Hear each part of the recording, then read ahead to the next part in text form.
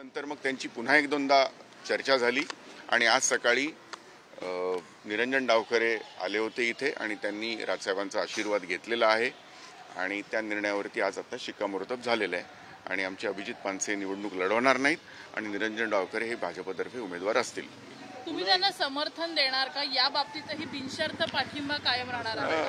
असं आहे की त्याबद्दल राजसाहेब स्वतः बोलतीलच, पण एक गोष्ट लक्षात आहे की अशा पद्धतीची गोष्ट वारंवार मात्र होणार नाही हे त्यांनी तितकंच सांगितलेलं आहे की देवेंद्रजींनी ज्या पद्धतीने विनंती केली त्याला मान देऊन हे जरी झालं असतं तरी आमचा स्वतंत्र पक्ष आहे आणि विविध निवडणुका येत असतात, त्यामुळे या वेळेला जे काही जो दिलेला आहे की आम्ही उमेदवारी लढवत नाही आहोत हे जरी खरं असलं तरी अशा पद्धतीची गोष्ट वारंवार होणार नाही हेही त्यांनी सांगितलेलं आहे. सर, सातत्यानं बघायला गेलं तर बिनशर्त पाठिंबा असेल किंवा आज उमेदवारी मागे घेणं असेल हे सातत्यानं मनसेच्या बाबतीत का होत्या? या निर्णयापर्यंत काय यावं लागतं? असं नाही आहे, राजकारणामध्ये बऱ्याच वेळेला अनेक गोष्टी अशा असतात की त्याच्यातून पक्षासाठी म्हणून होणारा जो फायदा आहे तो कालांतराने दिसत असतो.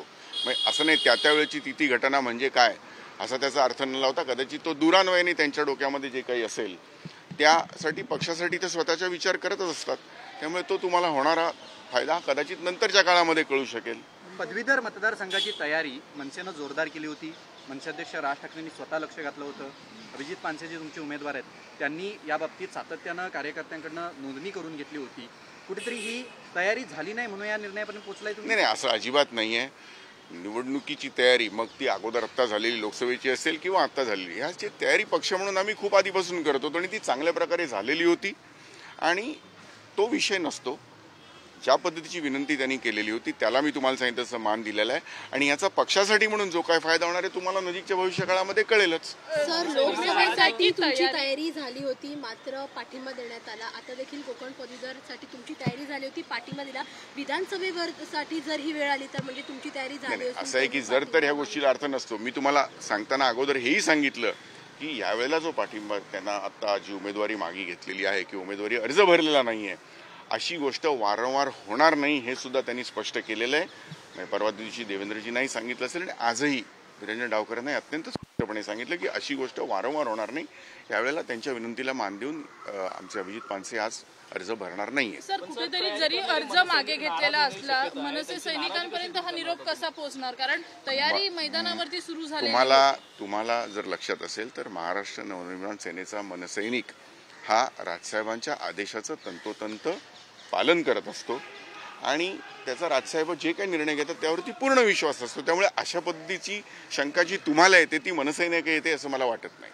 ज्यावेळेला बिनशर्त पाठिंबा दिला होता त्यावेळेला अनेक कार्यकर्त्यांमध्ये उघडपणे नाही पण नाराजी होती.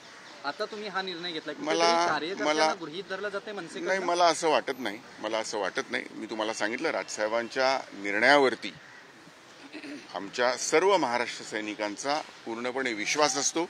ते जे काही करत असतात ते पक्षहिताचं असतं. कदाचित त्यावेळेला ते लक्षात येत नसेल पण कालांतराने ते होत असतं आणि पक्षाचा फायदा हाच आणि त्या मनसैनिकांचा फायदा हा त्याच्यामध्ये नक्कीच होत असतो. कदाचित तो कालांतराने कळतो. त्यामुळे असं मला वाटत नाही अजिबात की याच्यामध्ये मनसैनिकांचा कुठे नाराजीचा प्रश्न येतो. आमचा मनसैनिक हा राजसाहेब जे सांगतात त्या आदेशाचं तंतोतंत पालन करत असतो. आजही करतो, कालही करतो आणि उद्याही करत राहील.